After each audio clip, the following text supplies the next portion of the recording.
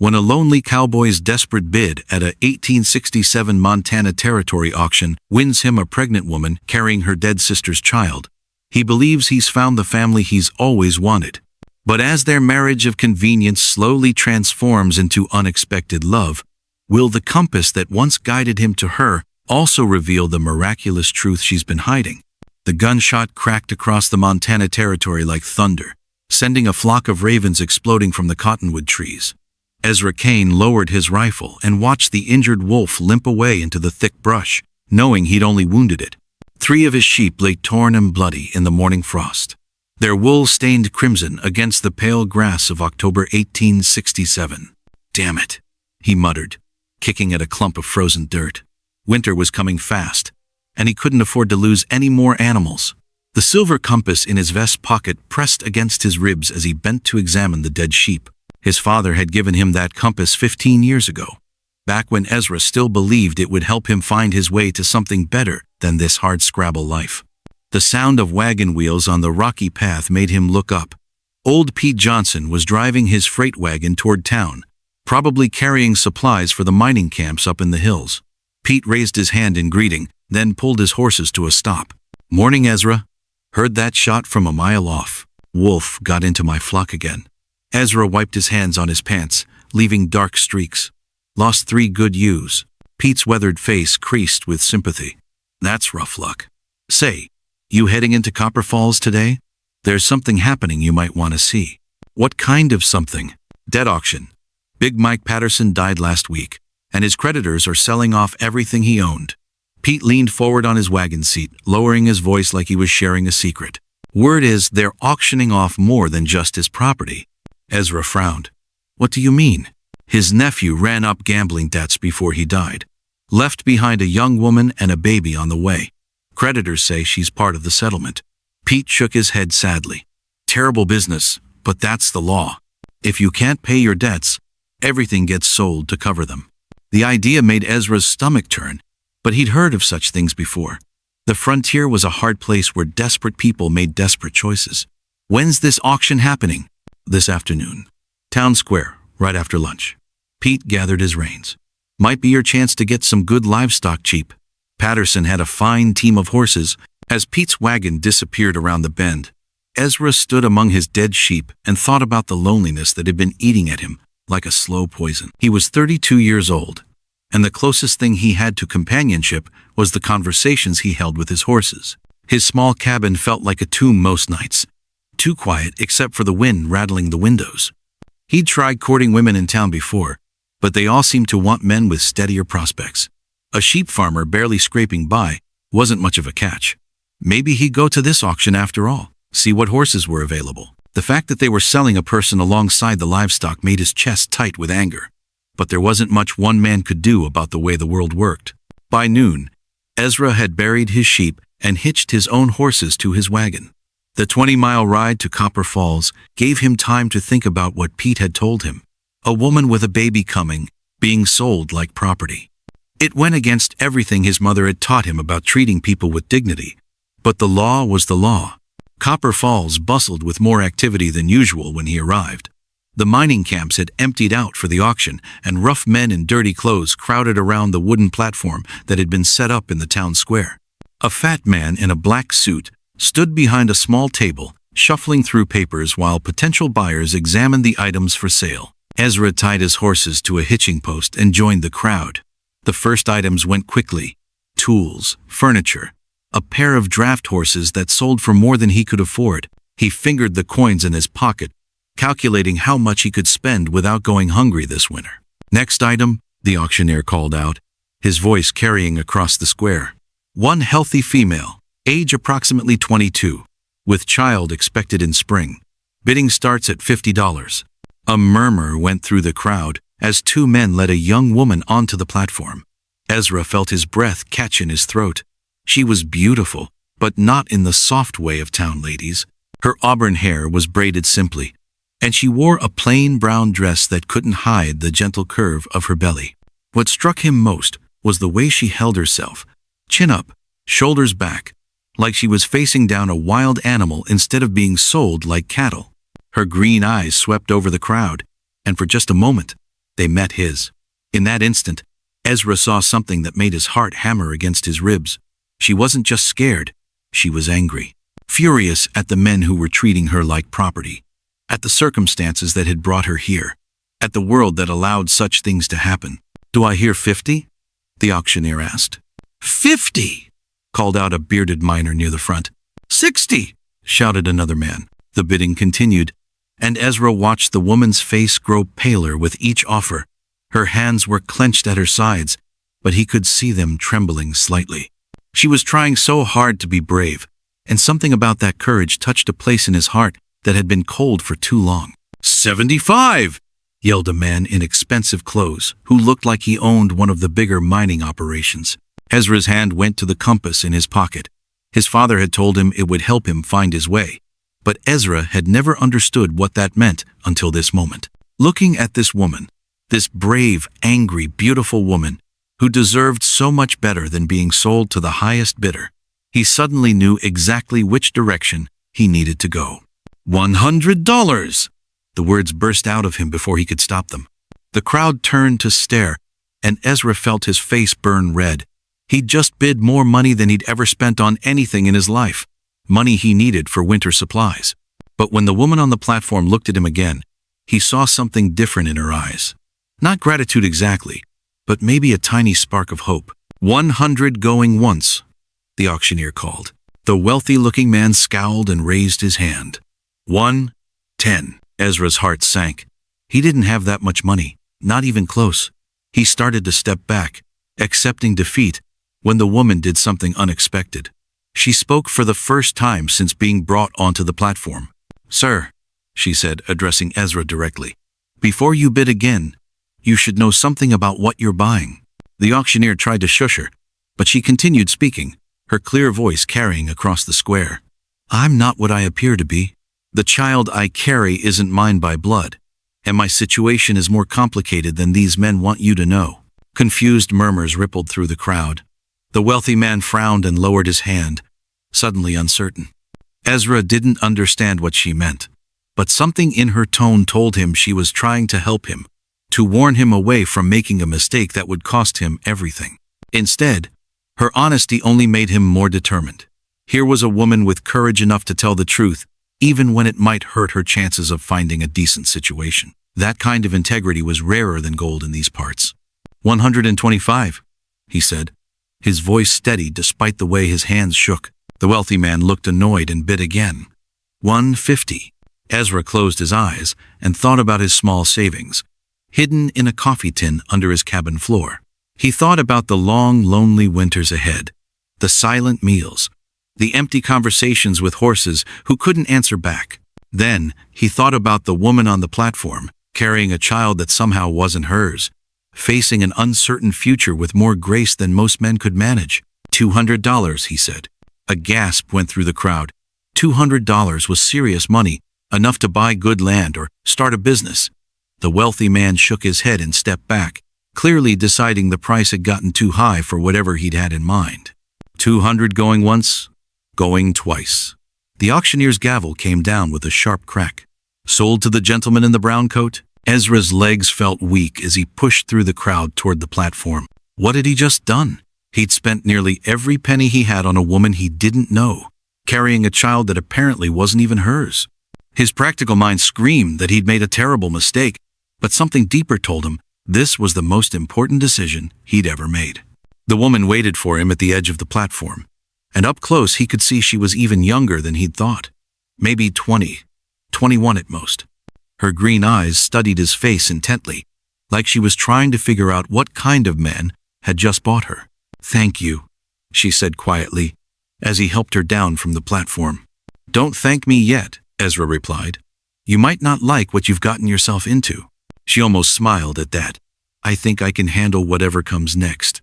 I'm stronger than I look." As they walked toward his wagon, Ezra noticed how the other men in the crowd watched them. Some looked envious, others disapproving. A few seemed downright hostile, like they thought he'd cheated them out of something they'd wanted. The woman noticed too, moving a little closer to his side. "My name is Catherine Morrison," she said, as he helped her up onto the wagon seat. "Ezra Kane. I have a sheep ranch about 20 miles north of here. He climbed up beside her and took the reins. "It's not much, but it's honest work." "Honest work sounds wonderful," Catherine said softly. "I haven't had much honesty in my life lately." As they drove out of town, Ezra snuck glances at the woman beside him. She sat quietly, one hand resting on her belly, watching the landscape roll by.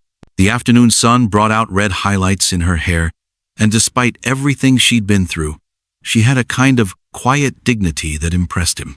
"You said the child isn't yours," he said finally, unable to contain his curiosity any longer. Catherine was quiet for so long he thought she wouldn't answer. Then she sighed and turned to look at him. "It's my sister's baby. She died 3 months ago, and I've been caring for it ever since." The confusion in Ezra's face was almost comical as he tried to make sense of what Catherine had just told him. She watched him work through the puzzle, seeing the exact moment when understanding dawned in his gray eyes. "You mean you're not actually?" He gestured vaguely toward her middle. "Pregnant?" "No, and yes." Catherine shifted on the hard wagon seat, trying to find a comfortable position. "It's called sympathetic pregnancy, according to the doctor in Helena. Sometimes when a woman loses someone close to her, especially a sister carrying a child, her body responds as if she were the one expecting." Ezra pulled the horses to a stop beside a small creek that ran alongside the road. The water bubbled over smooth stones, and cottonwood trees provided shade from the afternoon sun. "You're saying your body thinks you're pregnant because your sister died?" "The mind is a powerful thing," Catherine explained, grateful for the chance to rest. "When Mary passed, I was holding her hand. She made me promise to take care of her baby, and I think some part of me took that promise so seriously that my body began preparing as if the child were really mine." She could see Ezra struggling with this information. Most men would have been angry about being deceived, even if the deception wasn't intentional. But he just sat quietly, turning something over in his hands. Catherine realized it was a silver compass, polished smooth from years of handling. "So there's no baby coming?" he asked finally. "Not from me. The symptoms have been fading the past few weeks. Dr. Hartwell says they should disappear completely within a month or two." Catherine felt heat rise in her cheeks. "I should have spoken up during the auction, but I was afraid no one would bid if they knew the truth. A woman alone has even fewer prospects than one with a child expected." Ezra nodded slowly. "And your sister's husband? What happened to him?" "Daniel Morrison. He took to drinking after Mary died, lost the farm in a poker game, then decided he didn't want the responsibility of a widow sister-in-law." Catherine's voice turned bitter. "He sold our remaining possessions to pay his debts and told the creditors I was part of the deal. Said a man shouldn't have to support family that wasn't his blood." "But you were supporting yourself," Ezra observed. "I was teaching school and taking in sewing, making enough to get by anyway. But Daniel had legal authority as Mary's husband, and when he gambled that away too." She shrugged helplessly. "The law doesn't give women many rights." They sat in comfortable silence for a while, listening to the creek and the rustle of leaves in the gentle wind. Catherine studied Ezra's profile, noting the strong line of his jaw and the way his dark hair curled slightly at the collar. He wasn't handsome in a classical sense, but there was something solid and dependable about him that made her feel safer than she had in months. "Why did you bid on me?" she asked. "You could have bought livestock or tools with that money." Ezra was quiet for a long moment, still turning the compass in his hands. "My father gave me this when I left home 15 years ago," he said finally. "Told me it would help me find my way. I thought he meant direction, like north and south. But sitting in that crowd today, watching you stand there so brave and angry, I realized he meant something different." "What do you think he meant?" "I think he meant finding something worth staying still for." Ezra looked at her directly for the first time since they'd left town. "I've been alone for a long time, Catherine, too long, and when I saw you up there, saw how you held yourself even in the worst situation, I knew I couldn't let someone else take you." Catherine felt something warm unfurl in her chest. "You don't know anything about me. I could be a terrible person. Are you?" She considered the question seriously. "I don't think so. I try to be kind when I can, honest when it matters. I work hard and I don't complain much, but I'm not always easy to get along with, and I have strong opinions about things." "What kind of things?" "Women should be able to vote. Children shouldn't be beaten for asking questions. People shouldn't be bought and sold like cattle. Catherine's voice grew stronger as she spoke. I think the world would be a better place if folks spent more time helping each other instead of trying to get ahead at other people's expense. Ezra smiled, the first real smile she'd seen from him. Those don't sound like terrible opinions to me. As they continued toward his ranch, Catherine began to relax for the first time in months. The landscape was beautiful, in a wild, untamed way that spoke to something deep in her soul. Rolling hills covered in golden grass stretched toward distant mountains, and the sky seemed bigger than any she'd ever seen. Tell me about your ranch, she said. It's not much to look at, Ezra admitted. Just a small cabin and some pasture land. I raise sheep mostly, some chickens for eggs. There's a good well and a vegetable garden that produces enough to get through winter if I'm careful. It sounds peaceful. It is. Maybe too peaceful sometimes. Gets lonely when the only conversations you have are with animals that can't talk back. Catherine laughed at that. I like animals. Always wanted a dog, but we could never afford to feed one. I've got a dog, Ezra said. Old Blue. He's getting on in years, but he's good company. Smarter than most people I know. The sun was starting to sink toward the western hills when they finally reached Ezra's property. Catherine's first impression was that he'd been too modest in his description. The cabin was small but well built, with a stone chimney and glass windows that must have cost a fortune to transport out here. The garden was neat and productive, and she could see sheep grazing peacefully in fenced pastures. It's beautiful, she said, and meant it. A gray-muzzled dog came trotting out to greet them, tail wagging enthusiastically. That's Blue, Ezra said, climbing down from the wagon. He's friendlier than he looks. Catherine let the dog sniff her hand before scratching behind his ears. Blue immediately decided she was wonderful and leaned against her legs with a contented sigh. He doesn't usually take to strangers so quickly, Ezra observed, sounding pleased. As they walked toward the cabin, Catherine felt a strange sense of homecoming. The place felt right somehow, like a puzzle piece fitting into its proper spot. She pushed the feeling aside, reminding herself that she was here because she'd been purchased, not because she'd chosen this life. Inside, the cabin was clean and simply furnished. A stone fireplace dominated one wall, with comfortable chairs arranged in front of it. The kitchen was small but efficient, and she could see a doorway leading to what must be a bedroom. There's a small room in the back where you can sleep, Ezra said, correctly interpreting her glance. It's not much, but it's private and warm. Catherine nodded, grateful that he wasn't expecting her to share his bed. The arrangement was complicated enough without adding that element to it. I should tell you, Ezra continued, I don't expect anything from you that you're not willing to give. You're here because the law says you are, but that doesn't mean I think I own you. You're free to leave whenever you want. Where would I go? Catherine asked practically. I have no money, no family, no way to support myself. Then stay as long as you need to figure that out. In the meantime, maybe we can help each other. I could use assistance with the cooking and household tasks, and you need a safe place to recover from everything you've been through. It was a generous offer, more generous than she'd had any right to expect. Catherine felt tears prick at her eyes, but she blinked them back. She'd learned long ago that crying solved nothing. Thank you, she said simply. That evening, as they sat by the fire after a simple supper of stew and bread, Catherine found herself studying Ezra's face in the flickering light. He was reading a book, something unusual in itself, since many frontier men couldn't read, and she appreciated the way he didn't feel the need to fill every silence with conversation. What are you reading? She asked finally. He held up the book so she could see the cover. Essays by Ralph Waldo Emerson. Ever read him? Some. I always liked his ideas about self-reliance. Catherine pulled her shawl closer around her shoulders. Where did you learn to read so well? My mother was a teacher back in Ohio before she married my father. She made sure I got a proper education before they decided to head west. Ezra's expression grew distant. She died the first winter we were here. Consumption. I'm sorry. It was a long time ago. But she left me with a love of books and learning. I order them from back east whenever I can afford it.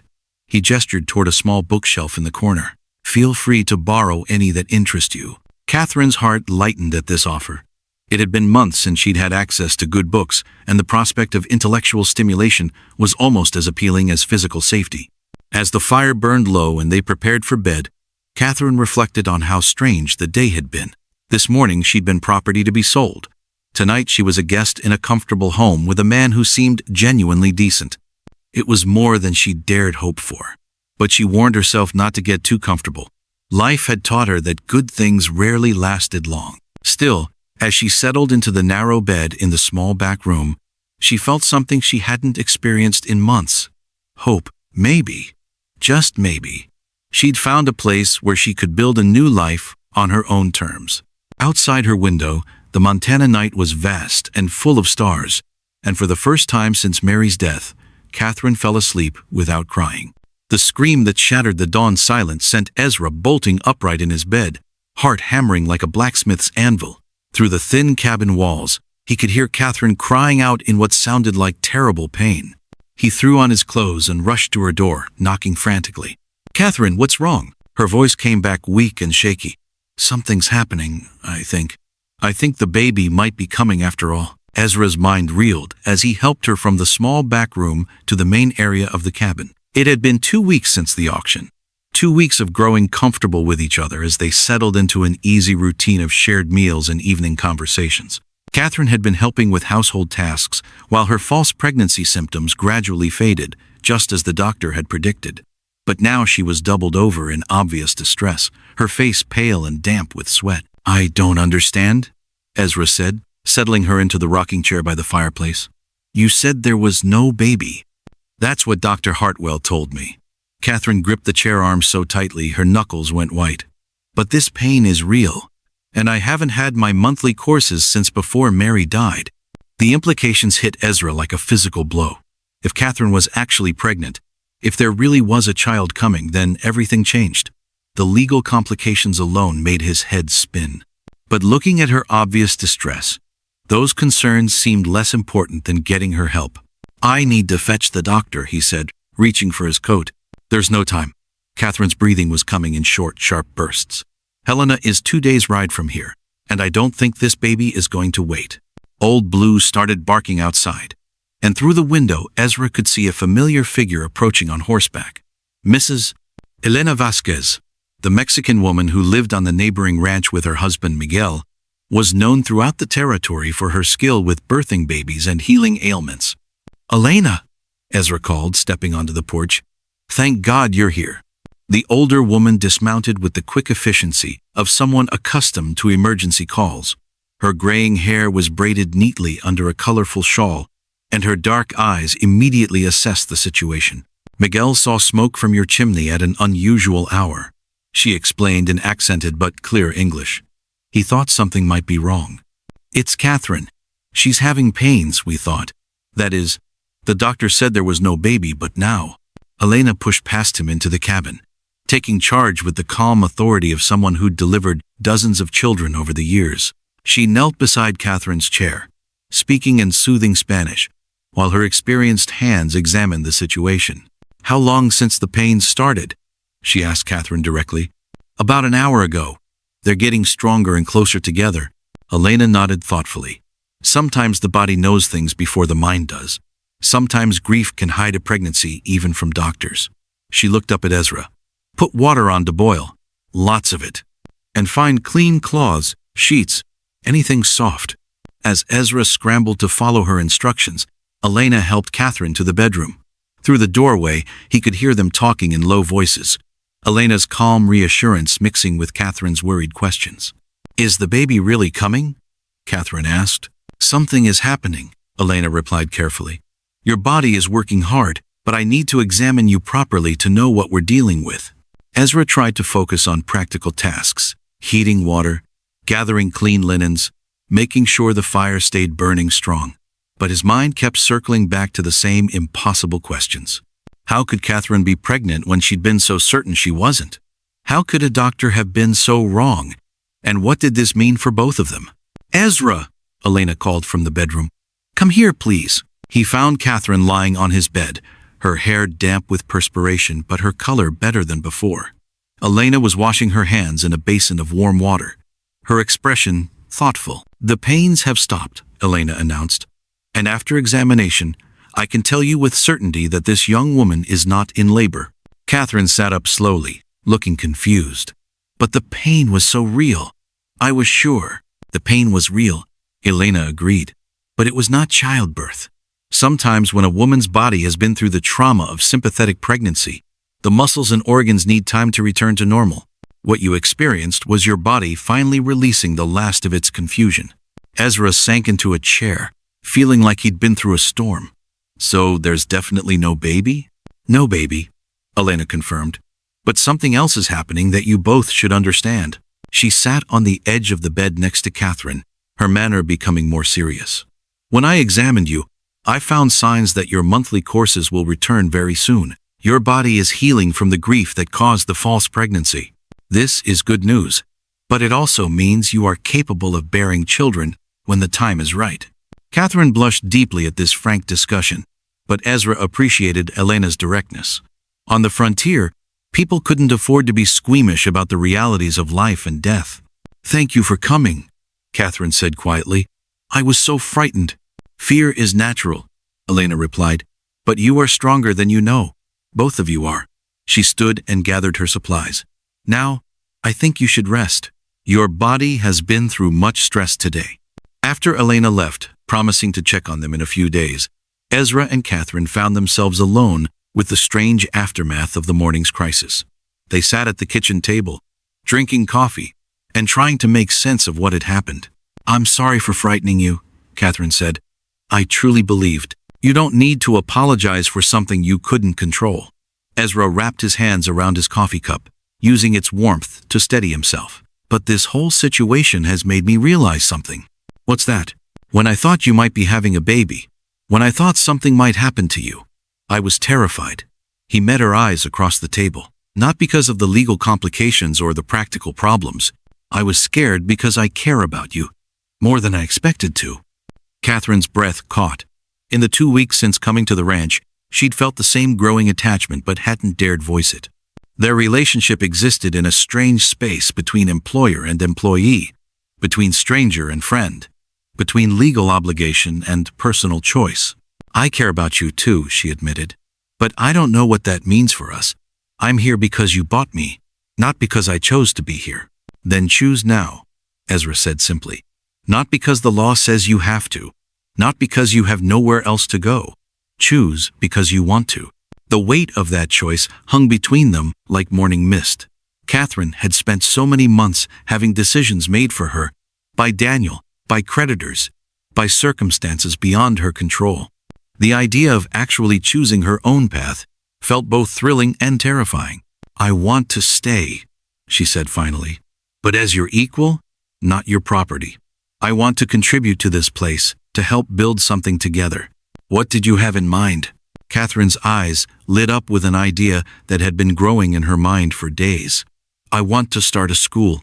There are families scattered all through this valley, and their children have no access to education. I could teach them here, in the cabin during winter months and outside when the weather's nice." Ezra considered this proposal, his practical mind working through the implications. Parents would pay you for teaching? Some could pay in money, others in goods or labor. It would bring in income and give me a purpose beyond just keeping house. Catherine's voice grew stronger as she spoke about her plans. "I could teach reading, writing, arithmetic, basic geography and history, maybe even some practical skills like gardening and animal care." "It's a good idea," Ezra said slowly, "but it would change things around here. Lots of children coming and going, parents visiting to discuss their youngsters' progress. You'd have neighbors," Catherine pointed out. "Real community, instead of just isolation." The thought appealed to Ezra more than he'd expected. He'd grown accustomed to solitude, but the past 2 weeks with Catherine had shown him how much richer life could be with companionship and conversation. "We'd need to build a proper schoolroom," he said. "The cabin's too small if you're planning to teach more than a few children at once." "You'd help me do that?" "I'd help you do whatever you want to try." Ezra reached across the table and took her hand. "Partners?" "Partners," Catherine agreed, feeling something settle into place in her chest, like a key turning in a lock. That afternoon, they walked the property together, looking for the best spot to build a schoolhouse. Catherine pointed out considerations Ezra hadn't thought of: good light from windows, space for children to play during breaks, proximity to the well for drinking water. It should be here, she decided, indicating a level spot near a grove of aspen trees, close enough to the cabin for convenience, but separate enough to feel like a real school. As they stood planning the future building, Ezra felt the silver compass in his pocket and realized he hadn't taken it out to check directions in days. Somehow, he no longer felt lost or uncertain about which way to go. The path forward seemed clear for the first time in years. "When do you want to start?" he asked. "I'll need time to spread word to families in the area. Let them know what I'm offering. Maybe we could have the school ready by spring?" "Spring it is," Ezra agreed. "I'll start cutting timber next week." That evening, as they sat by the fire planning curriculum and discussing which families might be interested in sending their children to school, Catherine felt a sense of purpose she hadn't experienced since Mary's death. She wasn't just surviving anymore. She was building something meaningful. "Ezra," she said during a comfortable pause in their conversation. "Yes? Thank you for giving me the chance to choose. I know this isn't what either of us expected when you bid on me at that auction." "No," he agreed, looking at her with an expression that made her heart flutter. "It's better." Outside, the Montana wind whistled through the trees, but inside the cabin, warmth and possibility filled every corner. For the first time since coming to the ranch, Catherine allowed herself to imagine a future that stretched beyond mere survival into something that looked remarkably like happiness.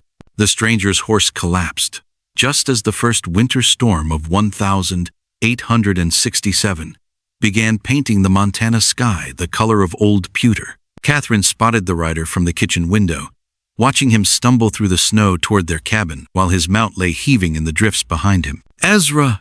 she called, already reaching for her coat. "Someone's coming, and they're in trouble." They rushed outside together, the wind cutting through their clothes like knives made of ice. The man was young, maybe 17 or 18, with dark hair and the kind of lean build that spoke of too many missed meals. Blood stained the snow where he'd fallen, and his eyes held the wild look of someone who'd been running from something terrible.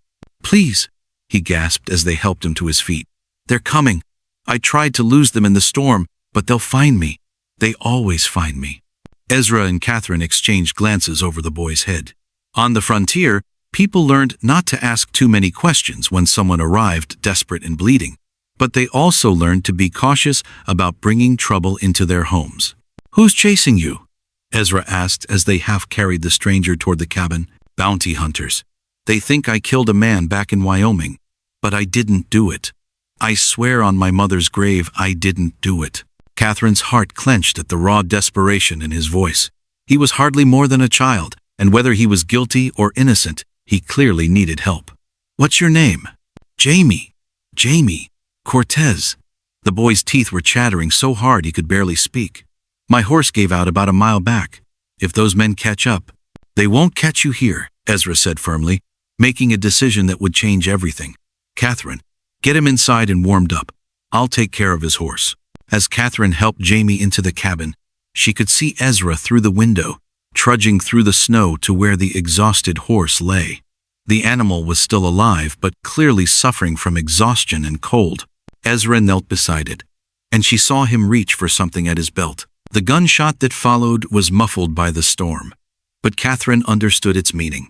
One less trail for the bounty hunters to follow. "He killed my horse," Jamie said dully, slumping into a chair by the fire. "He ended its suffering," Catherine corrected gently, helping him out of his wet coat. The poor thing was dying anyway. She could see now that Jamie was wounded. A bullet grazed along his left arm that had bled through his shirt. While she gathered supplies to clean and bandage the injury, she studied his face in the firelight. There was something familiar about his features, though she was certain they'd never met. "Where are you from originally?" she asked as she worked on his arm. "New Mexico territory. My family had a small ranch near Santa Fe before the war." Jamie winced as she cleaned the wound. "My father was Mexican. My mother was Irish." Made for interesting dinner conversations. Catherine smiled at that, recognizing a fellow survivor of complicated family circumstances. "What happened to your family?" "Killed by Comancheros 3 years ago. I was away helping a neighbor with his cattle when they hit our place. Came home to find." He stopped, unable to finish the sentence. "I'm sorry," Catherine said softly, and meant it. She understood the particular pain of losing family to violence and circumstance. Ezra returned from outside, stamping snow off his boots and bringing the cold scent of winter with him. He studied Jamie with the careful attention of a man who'd learned to read character quickly and accurately. "Tell me about these bounty hunters," he said without preamble. Jamie's story came out in fits and starts as he warmed up by the fire. He'd been working on a ranch in Wyoming when the owner's son was found shot dead in the barn. The local sheriff had decided Jamie was the most convenient suspect, a drifter with no family or connections to vouch for him. The evidence was thin, mostly circumstantial, but the dead boy's father had put up a substantial reward for Jamie's capture. "I ran because I knew they wouldn't give me a fair trial," Jamie explained. "Young Mexican with no money and no friends? They'd have hanged me just to close the case." Catherine found herself believing his story. There was something in his manner, a fundamental decency that didn't fit with cold-blooded murder. But her opinion wouldn't matter much if armed men showed up looking for him. "How far behind you are they?" Ezra asked. "Maybe a day in good weather. This storm might slow them down, but these are professionals. They won't give up easy." As if summoned by his words, the wind howled louder around the cabin, rattling the windows and driving snow against the walls. Catherine looked outside and could barely see to the barn through the white curtain of the blizzard. "Nobody's traveling in this," Ezra observed. "We've got time to figure out what to do." That evening, as the storm raged outside, the three of them sat around the fire planning. Catherine found herself drawn into the discussion not as someone to be protected, but as an equal partner in deciding how to handle the crisis. "I could keep running," Jamie suggested. "Head north into Canada. Start over with a new name. In this weather? You'd freeze to death before you made it 10 miles, Ezra replied. "Besides, running for the rest of your life is no way to live. What's the alternative? Turn myself in and hope for justice from people who've already made up their minds." Catherine had been quiet during this exchange, but now she spoke up with an idea that surprised both men. "What if we could prove you didn't do it?" Jamie laughed bitterly. "How? I was working alone that day. No witnesses to say where I was when the boy was killed." "But someone else killed him," Catherine insisted. "Murder doesn't happen in a vacuum. There had to be a reason, other suspects, evidence that points away from you." "The sheriff wasn't interested in looking for other explanations," Jamie said. "Then we look ourselves," Catherine replied with growing conviction. "Ezra, didn't you say you knew some people in Wyoming from your cattle buying trips?" Ezra nodded slowly, beginning to see where her thoughts were leading. "Tom Bradley runs cattle near Cheyenne. Good man, honest. He might be willing to ask around, see what really happened." "It's a long shot," Jamie warned, but Catherine could see hope beginning to kindle in his eyes. "Long shots are better than no shots," she replied firmly. The storm continued for 3 days, during which time Catherine and Jamie discovered they had more in common than their complicated family histories. Both had lost parents young. Both had learned to rely on themselves in a world that offered few second chances. Jamie was surprisingly well educated for a ranch hand, having learned to read and write from a priest in Santa Fe who'd taken an interest in bright children regardless of their backgrounds. "You should help me with the school?" Catherine suggested on the second day as they watched Ezra repair a bridle by the fire. "When this business is settled, I mean. You're good with reading and writing, and you could teach the older boys about cattle and horses." Jamie looked startled by the suggestion. "You'd want someone like me around children? Someone like what? Someone who's been wrongly accused? Someone who's had to fight for everything he's got?" Catherine's voice was fierce. "Those children could learn a lot from you about courage and perseverance." "If I live long enough to teach anyone anything," Jamie said quietly. "You will," Catherine replied, with more confidence than she felt. "We're going to figure this out." On the third night, as the storm finally began to weaken, they heard the sound they'd been dreading, horses approaching through the snow. Ezra was at the window instantly, rifle in hand, while Catherine pulled Jamie away from the firelight. "3 riders," Ezra reported in a low voice. "Armed and moving careful-like." A voice called out from the darkness, rough and commanding. "Kane, we know you're in there. Send out the boy and nobody gets hurt." Ezra looked at Catherine, then at Jamie, weighing their options. They could try to hide Jamie, claim they hadn't seen him, but professional bounty hunters wouldn't be easily fooled. They could fight, but 3 armed men against 1 rifle were poor odds. Catherine made the decision for all of them. Before either man could stop her, she opened the front door and stepped onto the porch. letting the yellow light from inside illuminate her clearly. "Gentlemen," she called out, her voice carrying clearly through the cold air. "I'm afraid you've had a long, cold ride for nothing." "Ma'am," came the reply, more polite now that they could see her. "We're looking for a fugitive named Jamie Cortez, Mexican boy, about 18, riding a bay horse. You seen anyone like that?" "I've seen lots of travelers pass through," Catherine replied carefully, "but nobody stopped here in weeks. This storm's been keeping everyone inside. Mind if we search your place? Just to be thorough?" Catherine's heart hammered, but she kept her voice steady. "I mind very much. This is private property, and you have no legal authority here. If you want to search our home, you'll need a warrant from a proper court." She could hear murmured conversation among the riders, probably debating whether to push the issue. Catherine held her breath, knowing that everything depended on the next few moments. "We'll be back," the leader finally called. "If you're hiding that boy, you're making a big mistake." "The only mistake would be threatening honest citizens," Catherine replied firmly. "Good evening, gentlemen." She waited until the sound of hoofbeats faded before stepping back inside, her legs shaking with reaction. Both Ezra and Jamie were staring at her with expressions of amazement and gratitude. "That was either very brave or very foolish," Ezra said. "Probably both," Catherine admitted. "But they're gone for now, and we bought ourselves some time." "Why did you do that?" Jamie asked. "You could have just handed me over. Would have been safer for you." Catherine considered the question seriously. "Because I believe you're innocent, and because sometimes you have to take a stand for what's right, even when it's dangerous." As they prepared for what might be their last night together, Catherine realized that her choice to protect Jamie had been about more than just helping a stranger. It had been about proving to herself that she was no longer the helpless woman who'd been sold at auction. She was someone who could make her own decisions, take her own risks, and fight for what she believed in. Outside, the storm was ending, but inside the cabin, the real test was just beginning. The rope whistled through the air and caught Catherine around the waist just as she was hanging laundry behind the cabin, jerking her off her feet with brutal efficiency. Before she could scream, a rough hand clamped over her mouth while another bound her wrists with practiced speed. "Easy now, lady," growled a voice she recognized from the night before. "You're coming with us to have a little conversation about that Mexican boy you claim you ain't seen."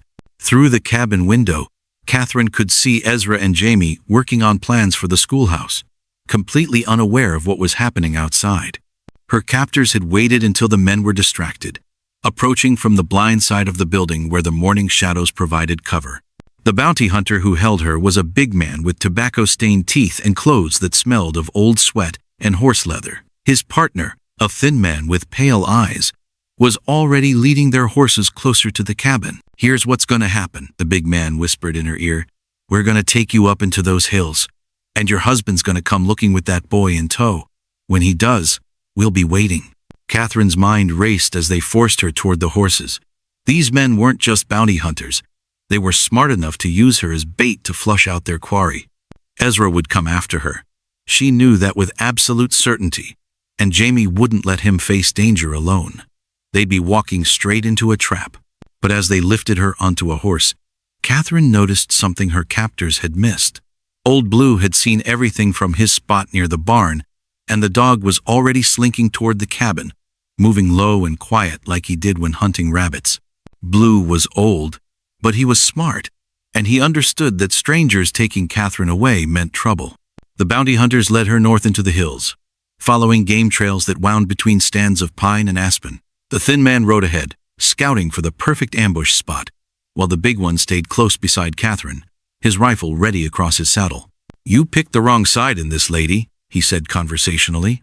"That Mexican boy killed a good man's son. Money like what's on his head don't get offered for nothing." "How do you know he killed anyone?" Catherine asked, trying to keep him talking while she memorized landmarks. "Were you there?" "Don't need to be there to know guilt when I see it. Boy's been running, ain't he? Innocent folks don't run. Innocent folks run when they know they won't get a fair trial," Catherine replied. "When they know people have already made up their minds." The big man spat into the snow. "You got a smart mouth for someone in your position. Might want to think about keeping it shut." They climbed higher into the hills, following a ridge that offered clear views of the valley below. Catherine could see her cabin growing smaller in the distance, smoke still rising peacefully from its chimney. She wondered how long it would take Ezra and Jamie to notice she was gone. How long before they started searching. The thin man had found what he was looking for. A natural bowl in the hills surrounded by rocks and trees, with only one easy way in or out. It was perfect for an ambush, offering concealment and clear fields of fire while limiting escape routes. "This'll do fine," he announced, dismounting near a cluster of boulders. "We can see them coming from a mile off, and they'll have to come up that slope with no cover." As they tied Catherine to a tree, she studied their preparations with growing dread. These men were professionals who'd clearly done this kind of work before. They positioned themselves with military precision, covering all possible approaches while staying hidden behind natural barriers. But Catherine also noticed something else. Tracks in the snow that didn't belong to their horses. Recent tracks, made by someone on foot who'd been moving carefully through these same hills. Someone who knew the terrain well enough to avoid the main trails. Back at the cabin, Blue's frantic barking had finally gotten Ezra's attention. The old dog ran in circles between the men and the back door, whining and pawing at their legs until they followed him outside. "Catherine!" Ezra called, seeing the overturned laundry basket and signs of struggle in the snow. "Catherine, where are you?" Jamie was already reading the tracks, his experience as a ranch hand making him skilled at following signs. 3 horses, heading north toward the hills. They took her maybe an hour ago. Ezra's face went white with fury and fear. "The bounty hunters, they're using her to draw us out." "It's my fault," Jamie said, his voice thick with guilt. "I brought this trouble to your door. I should turn myself in, stop this before someone gets hurt." "That won't help Catherine now," Ezra replied grimly, checking his rifle and filling his pockets with ammunition. "They've got her, which means they're planning to kill all of us once they get what they want. So what do we do?" Ezra looked up at the hills, where somewhere among the rocks and trees, the woman he'd come to love was being held by dangerous men. "We go get her back, but not the way they expect." Instead of following the obvious trail, Ezra led Jamie on a circuitous route that took them well to the east of the bounty hunters' tracks. He knew these hills better than any stranger could, having hunted them for years and grazed sheep in their high meadows. "There's an old mining camp up there," he explained as they climbed. "Been abandoned for 5 years, but the trails are still good, if we can get above them." Jamie understood immediately. We become the hunters instead of the hunted. They moved quickly but carefully, staying off the main ridges where they might be silhouetted against the sky. Ezra's knowledge of the terrain proved invaluable as he led them through draws and hidden valleys that would bring them close to the ambush site without being seen. As they climbed, Jamie found himself thinking about the past few days and how much his life had changed since stumbling into their cabin. He'd been running for so long, always looking over his shoulder, always alone. The idea of having people who cared enough to risk their lives for him was both wonderful and terrifying. "Ezra," he said during a brief rest, "if something happens to me up there, nothing's going to happen to you. But if it does, I want you to know, these past few days with you and Catherine, they've been the best I've had since my family died. You gave me something I thought I'd lost forever." "What's that?" "Hope," Jamie said simply. "The feeling that maybe I could have a real life again with people who cared about me." Ezra clapped him on the shoulder. "You're going to have that life. All of us are going to get through this." As they neared the ambush site, they could hear voices carried on the wind. The bounty hunters were getting impatient, arguing about whether their plan would work. "Maybe they ain't coming," the thin man was saying. "Maybe they decided the woman ain't worth the risk." "They'll come," the big man replied confidently. "Saw the way that farmer looked at her. He'll come, and he'll bring the boy." From her position tied to the tree, Catherine could see her captors growing more agitated as the hours passed. She'd been watching the surrounding hills, looking for any sign of movement that might indicate rescue was coming. So far, she'd seen nothing, but she refused to give up hope. The thin man stood up from behind his boulder, scanning the valley below with a brass telescope. Still nothing on the main trail. "You sure they took the bait?" "They took it," his partner insisted. "Question is, are they smart enough to know it's a trap?" Catherine smiled grimly to herself. If these men knew Ezra at all, they'd realize he was much smarter than they gave him credit for. He wouldn't come charging up the obvious path into their guns. He'd find another way. A better way. The sun was beginning to sink toward the western mountains when everything changed. A rifle shot cracked across the hills, but it didn't come from below as the bounty hunters expected. It came from above and behind them, where such a thing should have been impossible. The thin man spun around, trying to locate the source of the shot. Just as a second bullet scattered rock chips near his feet, someone was shooting at them from the high ground, turning their perfect ambush into a deadly trap. "How did they get up there?" the big man shouted, diving for cover behind a different boulder. "Don't matter how," his partner replied, crawling toward their horses. "We need to get out of here." But Ezra and Jamie had anticipated this reaction. As the bounty hunters tried to retreat, they found their escape route blocked by another shooter. Jamie had worked his way around to cut off their line of retreat, while Ezra kept them pinned down from above. "Give it up," Ezra called down to them. "You're surrounded. Release the woman and we'll let you ride out of here." The big man's response was to grab Catherine and drag her behind his boulder, pressing his knife to her throat. "I got the woman," he shouted back. "You want her to live? You bring me that Mexican boy." Catherine felt the cold steel against her skin and forced herself to stay calm.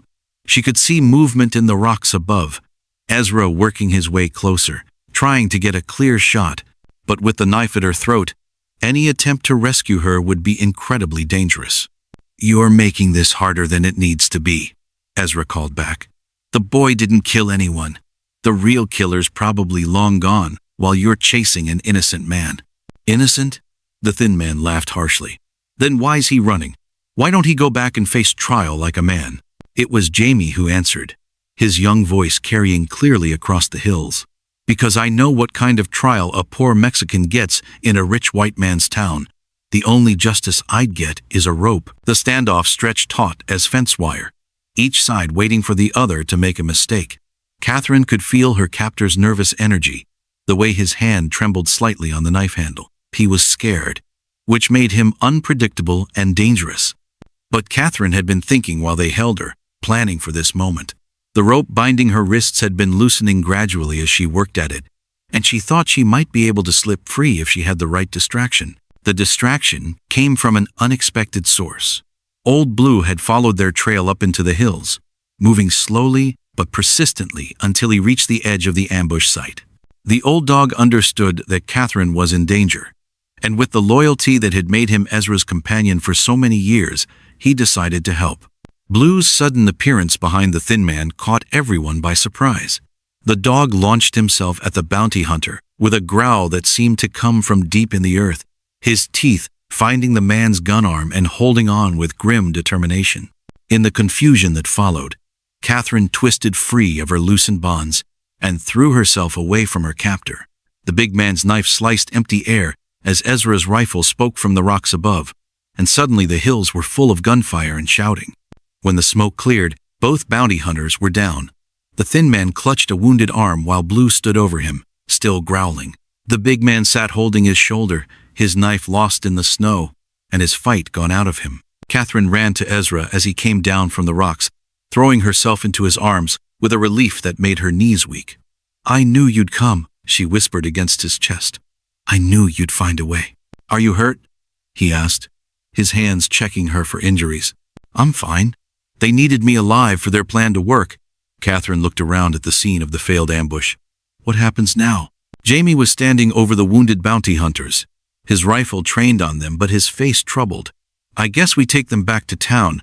Let the sheriff sort it out." "Actually," said a new voice from the edge of the clearing, "I think I can help sort things out right here." They all turned to see a man emerging from the trees, hands raised to show he meant no harm. He was well dressed for the frontier, with the bearing of someone accustomed to authority. "Judge Marcus Webb," he introduced himself. "I've been tracking these two for the past week on charges of kidnapping and extortion. Seems they've been using wanted posters as an excuse to grab people and hold them for ransom." The revelation hit everyone like a thunderbolt. The bounty hunters weren't just after Jamie. They were criminals themselves, using legal-seeming paperwork to cover their real activities. "The boy's innocent?" Catherine asked. "More than likely," Judge Webb replied. "The case against him was always thin, and new evidence has come to light, suggesting the real killer was the victim's gambling partner. Young Miss Cortez here was just a convenient scapegoat." As the judge took the fake bounty hunters into custody, Catherine felt the last piece of a complex puzzle fall into place. Jamie was free, the real criminals were caught, and somehow through all the danger and uncertainty, she discovered something about herself that she'd never known before. She was stronger than she'd ever imagined, capable of making decisions under pressure, and standing up for what she believed in. The woman who'd been sold at auction just months ago was gone, replaced by someone who could face down armed men and fight for the people she cared about. Looking around at Ezra and Jamie, at Old Blue panting happily at her feet, Catherine realized she'd found something more valuable than safety or security. She'd found a family worth fighting for. The letter arrived on a Tuesday morning in early spring, carried by a postal rider whose horse was lathered with sweat from hard traveling. Catherine took the official envelope with trembling hands, recognizing the legal seal that had once meant nothing but trouble for people like her. "It's from the territorial court in Helena," she told Ezra, who was mixing mortar for the new schoolhouse they'd been building. Jamie looked up from where he was cutting lumber, saw her pale face, and immediately set down his saw. "What does it say?" Ezra asked, wiping his hands clean on his work apron. Catherine broke the wax seal and unfolded the heavy paper, her eyes scanning the formal language that seemed designed to confuse rather than inform. "It's about Daniel Morrison, Mary's husband." Her voice grew steadier as she read. "He's contesting our marriage, claiming I was never legally free to marry because I was his property as Mary's sister." The words hung in the morning air like smoke from a distant fire. Jamie's face darkened with anger, while Ezra's jaw set in the way it did when he was controlling his temper. "That's ridiculous," Jamie said forcefully. "You're not property. Nobody owns another person." "The law doesn't always see it that way," Catherine replied quietly, "especially when it comes to women and debts. Daniel has lawyers now, apparently. Good ones." Ezra took the letter and read it himself, his expression growing grimmer with each line. "They're demanding you return to Wyoming territory to face charges of theft and fraud. They claim you stole yourself from your legal obligations." "What kind of legal obligations?" Jamie demanded. "As the sister of Daniel's deceased wife, they're saying Catherine was responsible for helping pay Mary's medical debts and funeral expenses. Since she left instead of working to pay those debts, they consider it theft of services." Catherine sank onto the porch steps, feeling the weight of the past pressing down on her shoulders. "I should have known this wasn't over. Daniel never could accept losing control over anything he considered his." But as she sat there feeling sorry for herself, something else began to stir in Catherine's chest. It started as a spark of irritation and grew quickly into a flame of genuine anger. She'd worked hard to build a new life, to become someone who made her own choices and stood up for her beliefs. She wasn't about to let Daniel Morrison drag her back into the shadows. "No," she said firmly, standing up and straightening her shoulders. "I won't go back. I won't let him win." "What do you mean?" Ezra asked. "I mean, we fight this. In court, legally, with evidence and witnesses and everything these lawyers think they can use against me." Catherine's voice grew stronger with each word. "I'm not the same frightened woman who got sold at auction 6 months ago. I'm Catherine Kane now, and I have people who will stand with me." The determination in her voice sent a thrill through both men. This was the Catherine who'd faced down bounty hunters, who'd risked her life to protect Jamie, who'd turned a simple cabin into the foundation for a real community. This was a woman worth fighting for and fighting alongside. "What do we need to do?" Jamie asked immediately. "First, we need a lawyer of our own, someone who understands territorial law and isn't afraid of taking on wealthy opponents." Catherine began pacing, her mind already working on the problem. "Second, we need witnesses who can testify about my circumstances when I left Wyoming, about the conditions Daniel created that forced me to leave." "I know some people," Ezra said thoughtfully. "Tom Bradley, the cattle buyer I mentioned before. He knows folks all over Wyoming territory, including some who might remember what really happened with Daniel Morrison."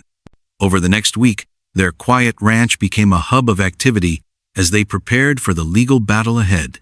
Elena Vasquez proved invaluable, not only as a witness to Catherine's character but as someone who understood the complicated legal status of women on the frontier. "In Mexico, we have different ideas about marriage and family obligations," Elena explained as she helped Catherine organize documents. A woman is not property to be passed from father to husband to brother-in-law, like a piece of furniture. She has rights, choices. But we're not in Mexico, Catherine pointed out. We're dealing with American territorial law, which doesn't always recognize those rights. Then we make them recognize it, Elena replied firmly. We show them that you are a person, not a thing, that you have value beyond what you can do for men who want to control you. The lawyer they found was a surprise. A young woman named Rebecca Turner, who'd recently passed the territorial bar examination, despite the objections of several male colleagues. She arrived at their ranch on a gray horse, wearing practical riding clothes and carrying a leather satchel full of law books. Mrs. Kane, she said, dismounting and offering Catherine a firm handshake. I've read your case, and I have to tell you, it's going to be an uphill fight. But it's exactly the kind of case that needs fighting. Rebecca Turner was sharp-minded and fearless, with an understanding of territorial law that impressed even Ezra. As she interviewed Catherine about her circumstances in Wyoming, her questions revealed angles and precedents that none of them had considered. The key, Rebecca explained, is proving that your departure from Wyoming was legally justified. If we can show that Daniel Morrison created conditions that were dangerous or unlawful, then your leaving becomes self-defense rather than theft of services. What kind of conditions? Catherine asked. Abandonment, for instance. Did he provide adequate food, shelter, protection? Or did he leave you to fend for yourself while he gambled away the family resources? Catherine thought back to those terrible months after Mary's death, when Daniel had disappeared for days at a time, leaving her to manage the farm and deal with creditors while he drank away his grief and guilt. He left me alone constantly, she said slowly, sometimes for a week or more. I was doing all the work to keep the farm running while he was in town gambling. The creditors started coming around making threats. Did anyone witness these threats? Rebecca asked, making notes in a small book. Mrs. Patterson, the neighbor lady. She came by several times when men were there demanding payment. And the sheriff, he knew what was happening but said it was a family matter. Rebecca's eyes lit up. Excellent. If we can get Mrs. Patterson to testify, and if we can show that the local authorities failed to protect you from creditors making illegal threats, as they built their case, Catherine found herself reliving the worst period of her life, but with a different perspective. Instead of seeing herself as a victim of circumstances beyond her control, she began to understand that many of her actions had been reasonable responses to impossible situations. The trial was set for late spring in Helena, the territorial capital. As word spread about the case, it attracted attention from newspapers and legal observers throughout the region. The question of women's rights and legal status was becoming a contentious issue across the frontier, and Catherine's case had the potential to set important precedents. 3 weeks before the trial, they received unexpected visitors. Tom Bradley arrived with 2 other men, ranchers from Wyoming who'd known Daniel Morrison and were willing to testify about his character and behavior after Mary's death. That man was a disgrace, one of them said bluntly. Left his sister-in-law to deal with his debts and responsibilities while he drank himself stupid. Any woman with sense would have gotten away from that situation. But the most important witness came from an unexpected source. Dr. Hartwell, the physician who treated Mary during her final illness, arrived with medical records that painted a damning picture of Daniel's neglect. He refused to pay for proper care during his wife's final weeks. Dr. Hartwell testified in a preliminary deposition, said he couldn't afford it, but everyone knew he was losing money at cards every night. Mrs. Catherine Morrison nursed her sister without help, often going without food herself to afford medicine. As Catherine listened to these testimonies, she felt something shift inside her chest. For months, she carried guilt about leaving Wyoming, wondering if she could have done more, stayed longer, found some other solution. But hearing objective accounts of those terrible days, she realized she'd done everything humanly possible under impossible circumstances. The night before they left for Helena, Catherine sat on the porch with Ezra and Jamie, watching the sun set behind the mountains they'd come to call home. The schoolhouse was nearly finished, and already 3 families had committed to sending their children when classes began in the fall. Whatever happens at this trial, she said quietly, I want you both to know how grateful I am for everything you've given me. We didn't give you anything, Ezra replied. We just recognized what was already there. Courage, Jamie added. Strength. the ability to stand up for what's right. Catherine smiled, thinking about the woman she'd been 6 months ago and the woman she was now. The trial ahead would be difficult, maybe even dangerous if they lost, but she was no longer afraid of the outcome. She'd learned something important over the past months, that her worth wasn't determined by what the law said she was, or what men like Daniel Morrison thought they could do to her. Her worth came from her own choices, her own actions, her own determination to build something meaningful with her life. "Whatever happens tomorrow," she said, reaching for Ezra's hand, "I know who I am now, and that's something nobody can take away from me." Above them, the first stars were beginning to appear in the darkening sky, and in the distance, wolves howled their ancient songs to the moon. It was the sound of wildness, of things that couldn't be tamed or owned or controlled. It was the sound of freedom, and Catherine Kane had finally learned to sing along. The gavel cracked like thunder in the packed Helena courthouse as Judge William Harrison called the territorial court to order. But all eyes were on the woman who'd walked in wearing a dress the color of Montana sky and carrying herself like she owned the world. Catherine Kane's entrance had caused more stir than a gunfight, with newspaper reporters scribbling notes and spectators craning their necks to get a better look at the woman whose case would decide whether wives could be bought and sold like cattle. "The Territory versus Catherine Kane," Judge Harrison announced, his weathered face showing no emotion as he surveyed the crowded courtroom.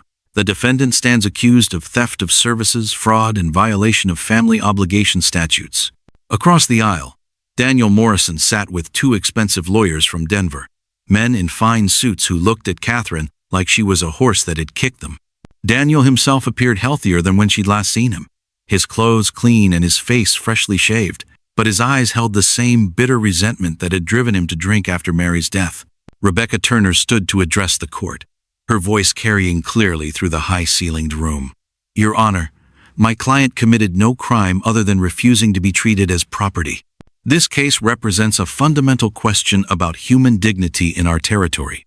The prosecutor, a heavy-set man named Augustus Whitfield, rose with the confidence of someone who'd never lost a case involving women's legal obligations. "Your Honor, the law is clear. Mrs. Kane abandoned her lawful duties to her deceased sister's estate and her brother-in-law's household.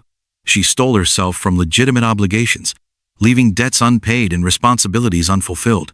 As the opening statements continued, Catherine found herself studying the faces in the courtroom. Most were men, ranchers, miners, business owners, who'd come to see if the territorial courts would uphold their right to control the women in their families. But scattered throughout the crowd were women whose expressions ranged from hopeful to terrified, understanding that Catherine's fate would affect their own futures. The first witness called by the prosecution was Daniel Morrison himself. He walked to the witness stand with careful dignity, clearly coached by his lawyers on how to present himself as the wronged party. "Mr. Morrison," Prosecutor Whitfield began, "please tell the court about your relationship with the defendant." "Catherine is my late wife's sister," Daniel replied, his voice steady but tinged with sadness. "After Mary passed, Catherine was the only family I had left. I depended on her help to manage household affairs and work toward paying the debts from Mary's medical care." "And how did the defendant respond to these responsibilities?" Daniel's face hardened slightly. "She seemed resentful from the start, always complaining about the work, questioning my decisions. Then one day I came home and found her gone, along with some valuable items from the house." Catherine's lawyer objected immediately. "No evidence of theft has been presented, Your Honor." "Sustained," Judge Harrison ruled. "The jury will disregard the witness's characterization of missing items." As Daniel's testimony continued, Catherine listened to him paint a picture of her as an ungrateful, lazy woman who'd abandoned family duty for selfish reasons. It was a version of events so distorted from reality that she almost didn't recognize herself in his description. But when Rebecca Turner rose for cross-examination, her questions began revealing the truth Daniel had tried to hide. "Mr. Morrison, how many nights per week were you absent from your home during the months following your wife's death?" Daniel shifted uncomfortably. "I don't recall exactly. I was dealing with grief." "Would it surprise you to learn that neighbors will testify you were gone 4 or 5 nights each week, gambling in town saloons?" "I may have sought comfort in the company of friends." "Friends who encouraged you to bet money needed for food and medical debts?" Daniel's lawyers objected, but the damage was done. The jury could see him squirming, trying to justify behavior that had left Catherine alone and vulnerable. During these absences, who was responsible for feeding the livestock, maintaining the farm, and dealing with creditors who came demanding payment? Catherine helped with some tasks. Helped? Or was she solely responsible because you were nowhere to be found? By the time Rebecca finished with him, Daniel looked less like a wronged family patriarch and more like a man who'd abandoned his responsibilities and then blamed others for the consequences. The prosecution called several other witnesses, a banker who testified about outstanding debts, a store owner who claimed Catherine had been difficult to deal with, a neighbor who said she'd seemed too independent for a woman in her position. But each testimony seemed to reinforce the picture of a woman struggling alone against impossible circumstances. When Rebecca began presenting Catherine's defense, the atmosphere in the courtroom shifted. Her first witness was Dr. Hartwell, whose medical records painted a devastating picture of Mary's final weeks. I repeatedly requested payment for Mrs. Morrison's care. Dr. Hartwell testified. Mr. Morrison claimed financial hardship, but I knew he was gambling nightly.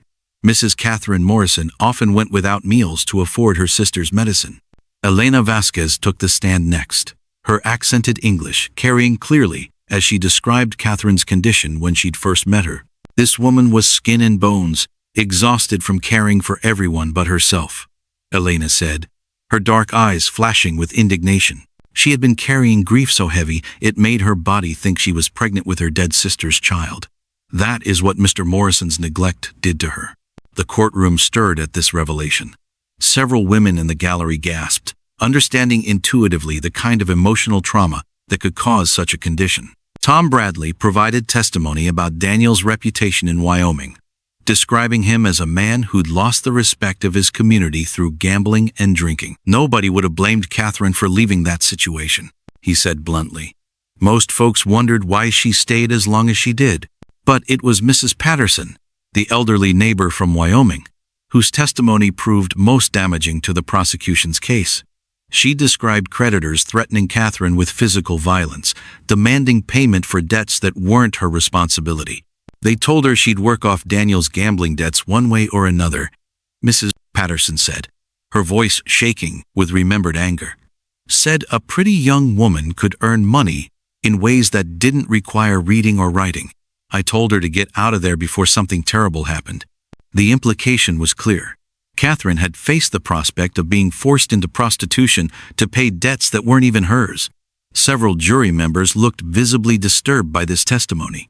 When Catherine herself took the stand, the courtroom fell completely silent. She wore the same blue dress she'd arrived in, her auburn hair pinned back simply, her hands folded calmly in her lap despite the magnitude of what depended on her words. Rebecca's questions allowed Catherine to tell her story in her own voice.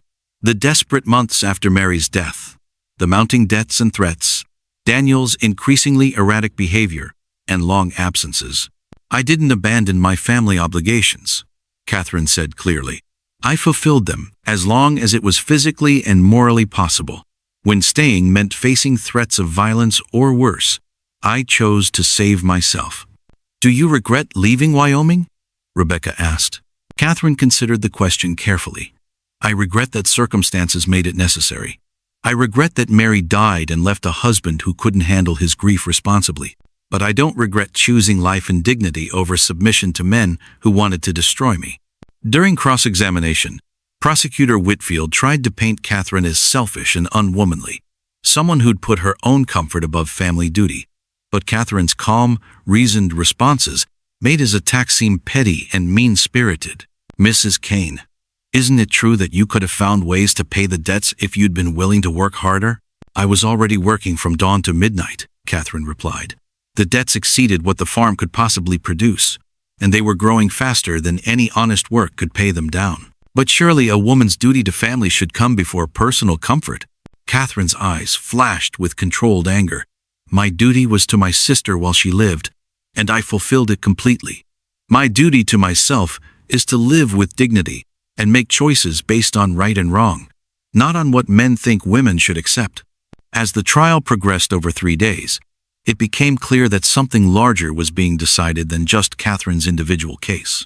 Newspaper reporters wrote about the new woman challenging traditional authority, while editorials debated whether territorial law should evolve to recognize women's individual rights. On the final day, closing arguments revealed the fundamental divide between two visions of frontier society. Prosecutor Whitfield argued for traditional family structure and male authority, claiming that allowing women to abandon obligations would destroy the social order. If we permit women to simply leave when circumstances become difficult, he told the jury, what becomes of family loyalty, of duty, of the bonds that hold civilization together? Mrs. Kane's actions, however sympathetic, represent a dangerous precedent that could unravel the very fabric of our society. Rebecca Turner's closing argument took a different approach, appealing to the jury's sense of justice and human dignity. Gentlemen of the jury, you are not being asked to destroy traditional families or abandon moral obligations. You are being asked to recognize that human beings, including women, have the right to escape situations that threaten their safety, dignity, and survival. Catherine Kane fulfilled every reasonable obligation to her family. When those obligations became unreasonable, when they threatened to destroy her, she chose life. That choice should be celebrated, not criminalized. As the jury retired to deliberate, Catherine sat with Ezra and Jamie in the courthouse hallway, trying to prepare herself for either outcome, win or lose. She knew this trial had changed her in fundamental ways. She'd stood up in front of a room full of strangers and defended her right to make her own choices, to be treated as a person rather than property. Whatever they decide, she told Ezra quietly, I'm proud of what we've done here. The jury's been out for 3 hours, Jamie observed nervously. Is that good or bad? It means they're taking it seriously, Rebecca replied, though Catherine could see the lawyer was nervous too.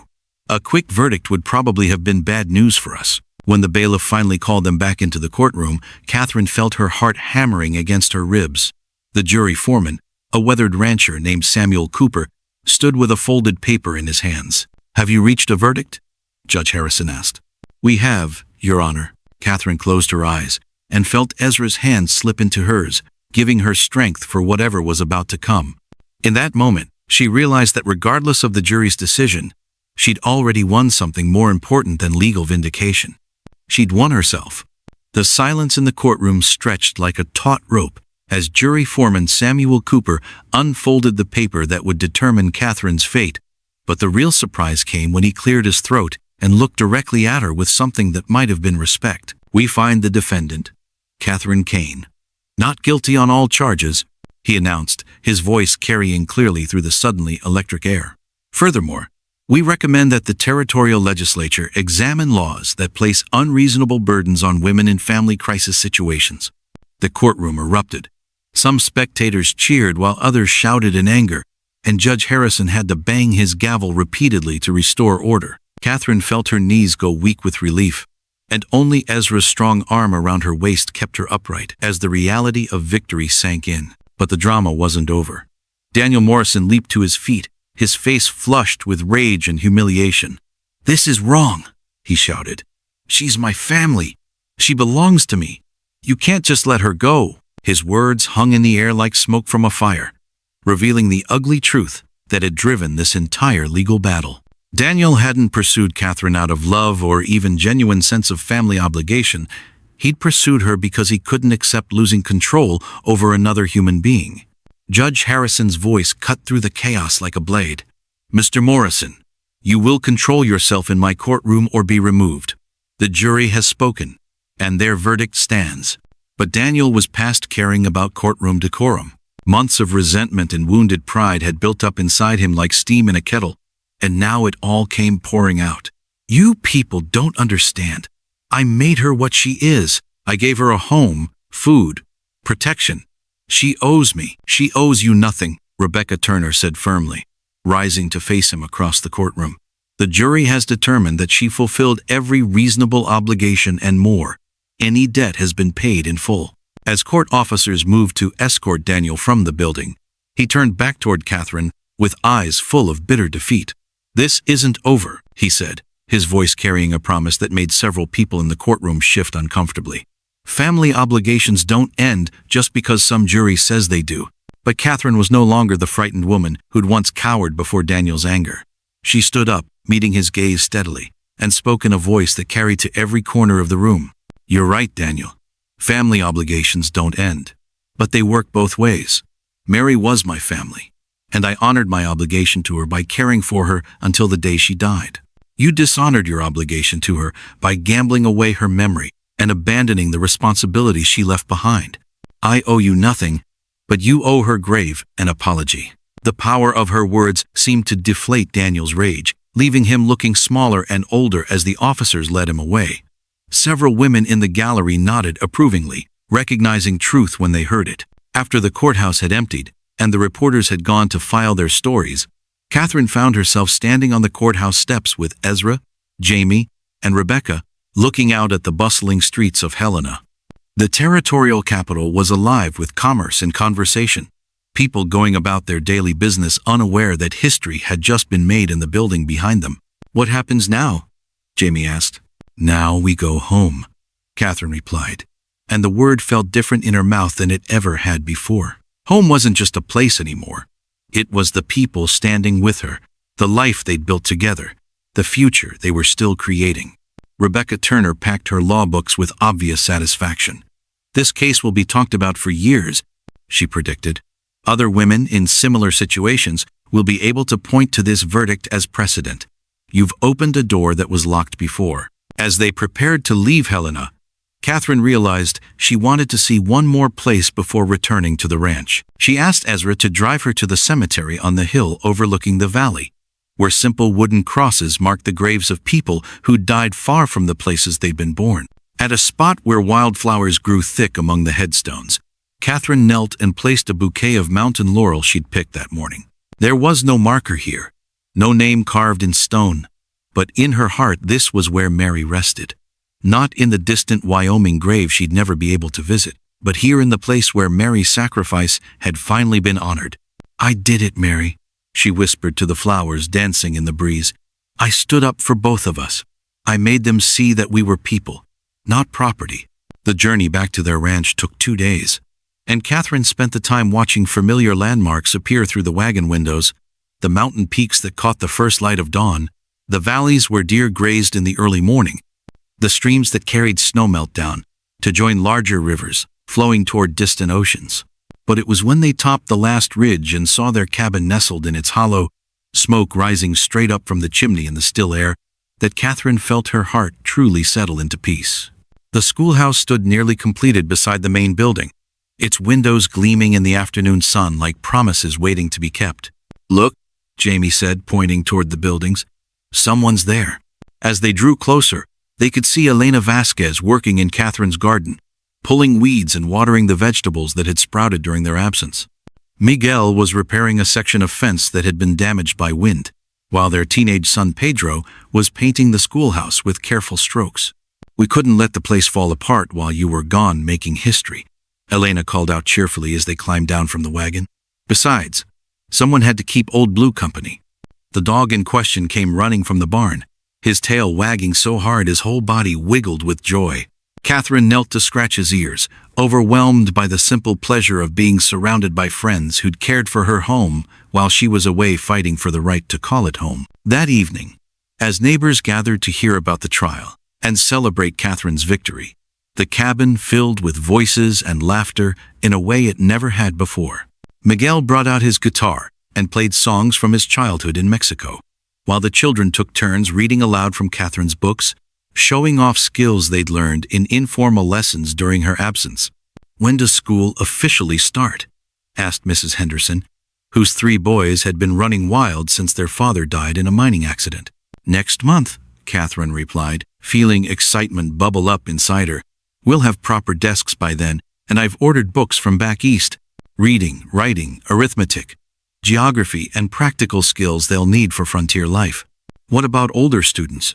Pedro Vasquez asked hopefully. "I can read some, but I want to learn more."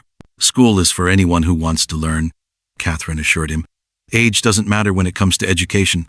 As the evening wore on and people began heading home to their own ranches and farms, Catherine found herself standing on the porch with Ezra, watching the last visitors disappear into the darkness. Above them, stars filled the sky from horizon to horizon, and in the distance, Coyotes sang their wild songs to the moon. Do you think Daniel meant what he said? Ezra asked quietly. About this not being over? Catherine considered the question seriously. Maybe. But I'm not the same person he used to control. None of us are the same people we were 6 months ago. She was right about that. Jamie had grown from a frightened fugitive into a confident young man who'd found purpose in helping others. Ezra had transformed from a lonely bachelor into someone who understood that true wealth came from connections with other people.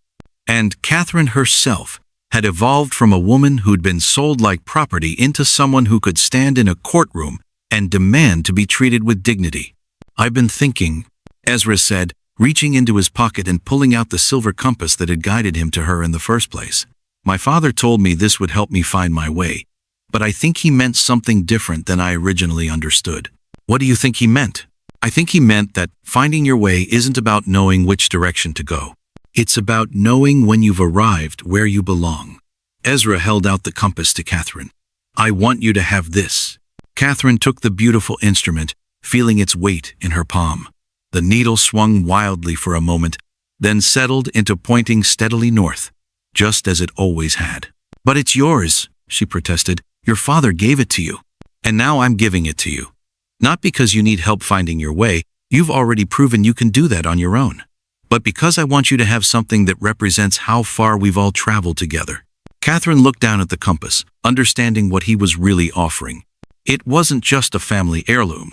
It was a symbol of the journey they'd taken from strangers, thrown together by circumstance, to people who'd chosen to build a life together based on love and mutual respect. Thank you, she said simply. But the words carried the weight of everything she couldn't express about gratitude and belonging, and the miracle of finding family in the most unexpected places. As they went inside and prepared for bed, Catherine placed the compass on the mantelpiece, where it caught the last light from the dying fire. Tomorrow would bring new challenges, students to teach, crops to tend, the ongoing work of building a community in the wilderness. But tonight, she was content to simply exist in the space they'd created together, surrounded by the people who'd stood with her when standing alone seemed impossible. Outside, the Montana wind whispered through the trees, carrying the scent of pine and grass and the promise of snow still months away. It was the sound of home, of belonging, of a future that stretched ahead full of possibility. And for the first time in longer than she could remember, Catherine Kane fell asleep without a single worry about which direction tomorrow might take her. She'd learned to trust the compass that mattered most, the one that pointed not toward magnetic north, but toward the true north of her own heart. In the morning, there would be work to do, children to teach, a life to live fully and without apology. But tonight, there was peace and love and the deep satisfaction of knowing she'd finally found her way home.